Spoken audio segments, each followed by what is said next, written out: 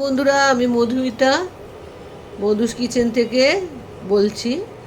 আমি আজকে একটা ফিশ কাটলেট বানাবো। তার জন্যে একটা মাছ নিয়েছি। মাছটা হলো লোটে মাছ, লোটে বা লইটা, যা যে যেরকমভাবে ডাকে। মাছটাকে সেদ্ধ করে ছেঁকে নিয়েছি, একটুও কাঁটা নেই। হ্যাঁ, কাঁটা ছাড়া মাছটা নিয়েছি। আর মাছটা যখন সেদ্ধ করেছি, মাছটার মধ্যে কিন্তু জল দিইনি, নুন হলুদ মাখিয়ে একটু রেখে দিয়েছিলাম। মাছটা থেকেই জল বেরিয়েছিল, সেই জলেই মাছটাকে সেদ্ধ করেছি। করে মাছটাকে মেন কাঁটাটা ছাড়িয়ে, আর বাকি কাঁটাগুলো যে সরু সরু কাঁটাগুলো থাকে, সেই কাঁটাগুলো মুখে পড়তে পারে, সেই জন্য ছাঁকনি দিয়ে ছেঁকে মাছের একটা পেস্ট বের করে নিয়েছি। এবারে কি করব সেটা তোমাদের দেখাই। ইন্ডাকশানে বসিয়ে দিয়েছি ফ্রাই প্যান। এবারে সামান্য তেল দিলাম, 1 চামচের মতো তেল দিলাম।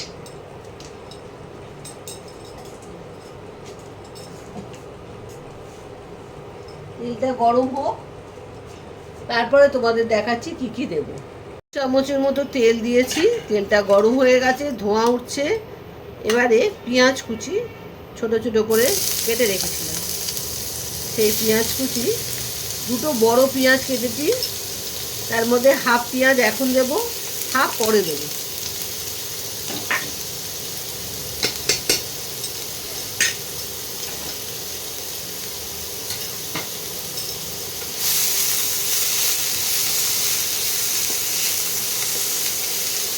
পেঁয়াজের কাঁচা গন্ধটা চলে গেলে আমি অন্য মশলাগুলো আস্তে আস্তে দেব।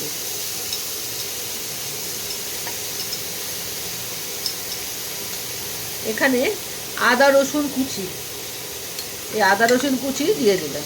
মাছ বুঝে আদা রসুন কুচি দেবে।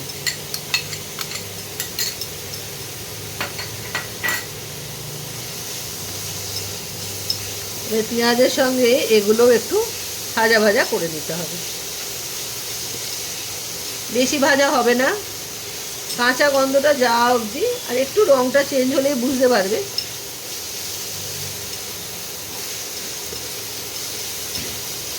তারপরে মাছটা দেবে, একটু কাঁচা গন্ধটা চলে যায়।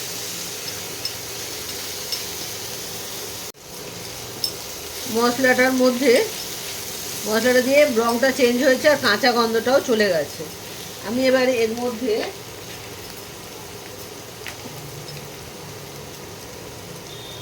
আন্দাজ মতো হলুদ গুঁড়ো,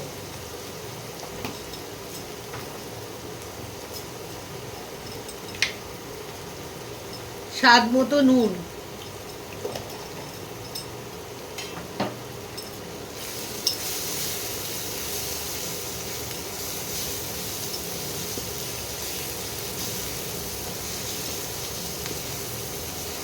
লঙ্কাটা পরে দেব। লঙ্কাটা দিলে বড্ড ঝাঁঝ হয়, তো সেই জন্য লঙ্কাটা একটু পরে দেবো।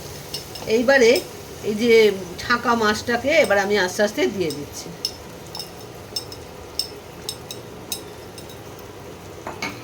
এবার মশলার মধ্যে মাছটাকে একটু কষিয়ে নিতে হবে।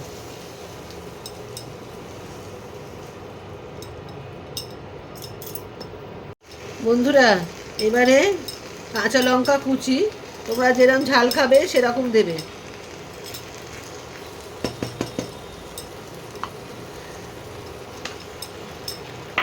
আর টমেটো কুচি, এই দুটো দিয়ে দিলাম।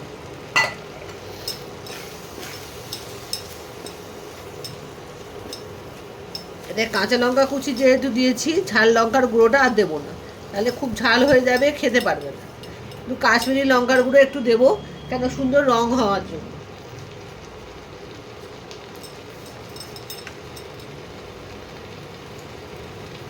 এই কাশ্মীরি লঙ্কার গুঁড়ো দিলাম 1 চামচ।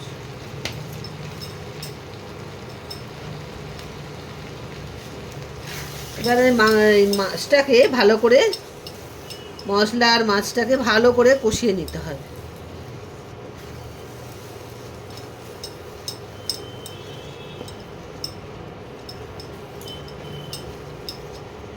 বন্ধুরা দেখো, মশলা থেকে জলটা শুকিয়ে যাচ্ছে। এবারে একটা মাঝারি সাইজের আলু সেদ্ধ করে রেখেছিলাম, সেটাকে দিয়ে দিলাম।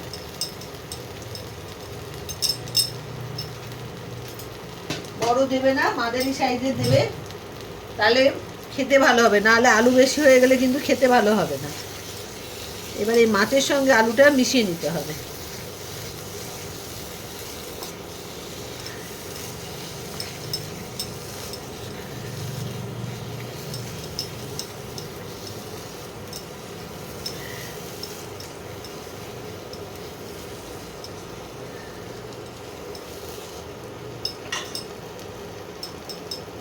একটু ধনেপাতা কুচি দিয়ে দিলাম।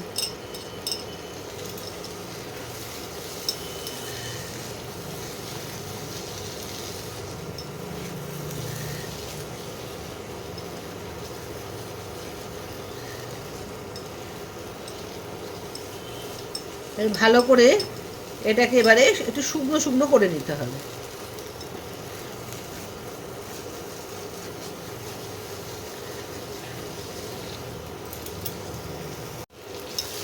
দেখো শুকনো হয়ে গেছে। এবারে এর মধ্যে একটু গরম মশলার গুঁড়ো দেব।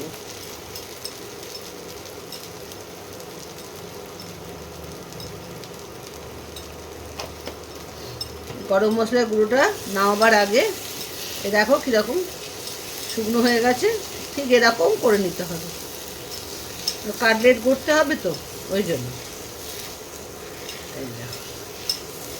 এই কড়ার এই ফ্রাই প্যানের মধ্যে ঘুরছে।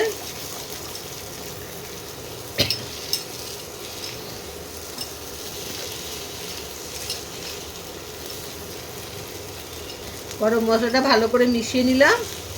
এইবারে নামিয়ে ফেলবো। এটা ঠান্ডা হলে আর একটু শক্ত হয়ে যাবে।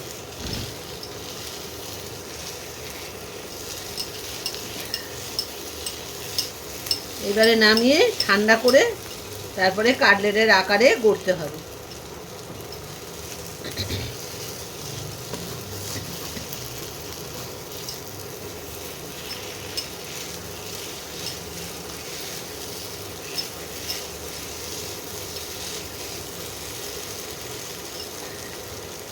এবার আমি নামিয়ে ফেলছি। ঠান্ডা হোক, যখন কাটলেটের আকারে গড়বো তখন তোমাদের আবার দেখাবো। মাছের প্রিপারেশনটা ঠান্ডা হয়ে গেছে। এর মধ্যে বাকি পেঁয়াজটা দিয়েছি আর অল্প একটু ধনেপাতা কুচি দিয়েছি। এটা দিয়ে ভালো করে মাছটাকে মেখে নেব। মেখে নিয়ে তারপরে কাটলেটের আকারে গড়বো। এইভাবে ভালো করে পেঁয়াজ আর ধনেপাতাটা দিয়ে ভালো করে মেখে নেব। ঠান্ডা হওয়ার পরে কিন্তু এই কাজটা করবে।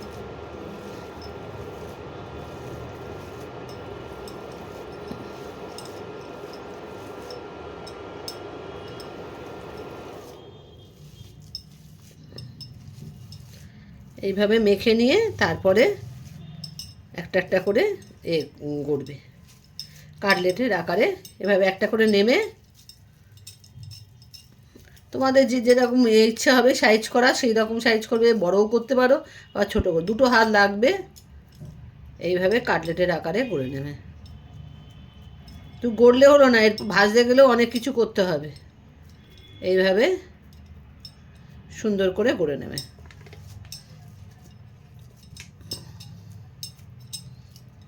এইভাবে বড় বড় সাইজও করতে পারো, ছোটও করতে পারো, তোমাদের ইচ্ছা। সেটা বানানোটা সম্পূর্ণ নিজেদের ইচ্ছার মতো। প্রথমে এভাবে নিয়ে নেবে, তারপরে আস্তে আস্তে করবে।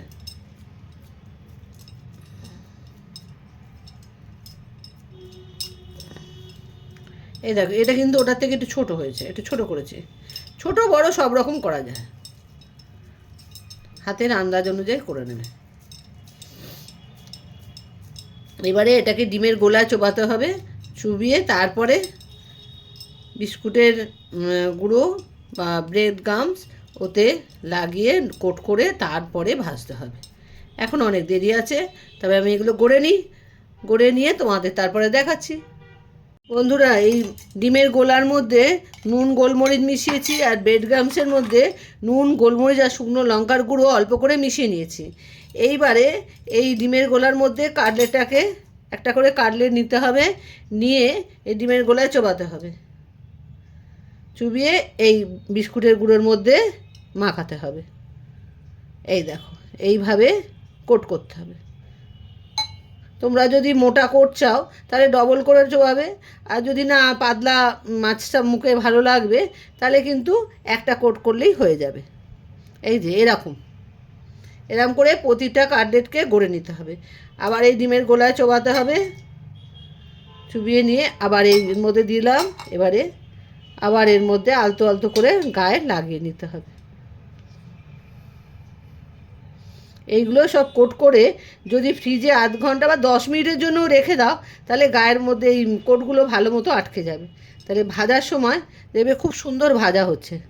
এই দেখো ঠিক এরকম এই প্রত্যেকটা কাটলেটকে ঠিক এইভাবে গড়ে নিতে হবে, তবে খেতে ভালো লাগবে। এই যে দিয়ে দিলাম, দেখো আমি তোমাদের ভালো করে দেখিয়ে দিচ্ছি। ঠিক এভাবে করবে, খুব সোজা, কিচ্ছু ব্যাপার নেই এটা। এই দেখো হয়ে গেল, নিমেষের মধ্যে হয়ে যাবে।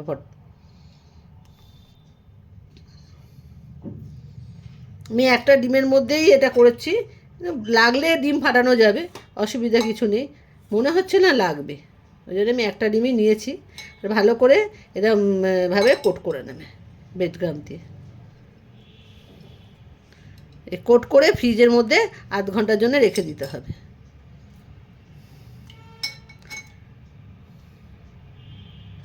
খুব তাড়াতাড়ি আড়াহুড়ো থাকলে 10 মিনিট রাখবে।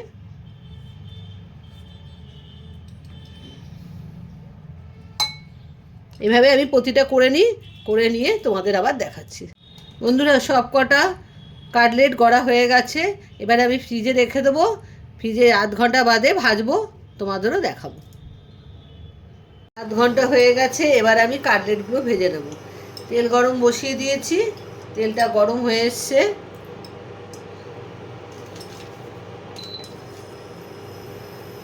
তেলটা গরম হয়ে এসছে, এবারে আস্তে আস্তে কাটলেটগুলো আমি ভেজে নিচ্ছি।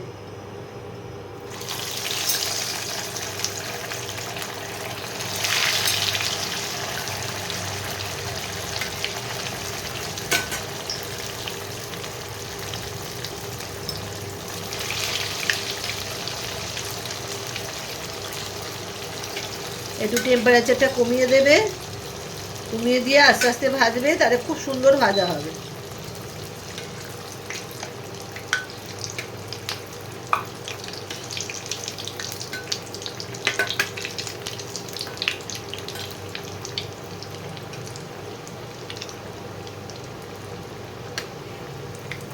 এইভাবে লাল লাল করে একটু ভেজে নেবে, ব্যাস হয়ে গেল ফিশ কাটলেট। কত তাড়াতাড়ি হয়ে গেল না, খেতে দুর্দান্ত হয়।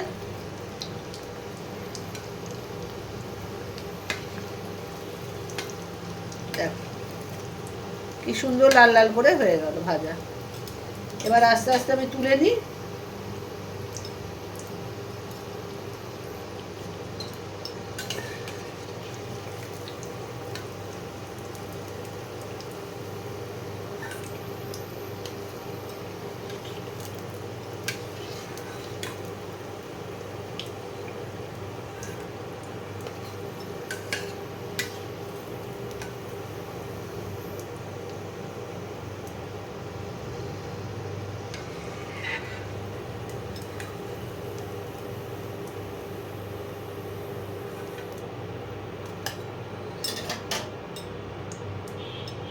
আবার ছেড়ে দিলাম।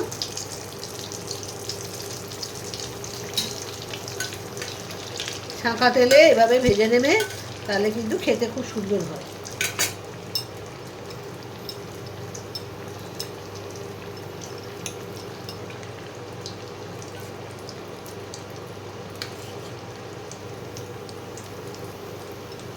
ফ্রিজে রেখে দিলে ব্রেডক্রাম্বের কোটগুলো খুব সুন্দর লেগে যায়, মানে ছেড়ে যায় না। তেলের মধ্যে ছাড়লে যে ছেড়ে যাবে সেটা যায় না। একটু টেম্পারেচারটা কমিয়ে ভাজলে দেখো কি সুন্দর ভাজা হচ্ছে, মজমজ করবে, খুব সুন্দর ভাজা হয়।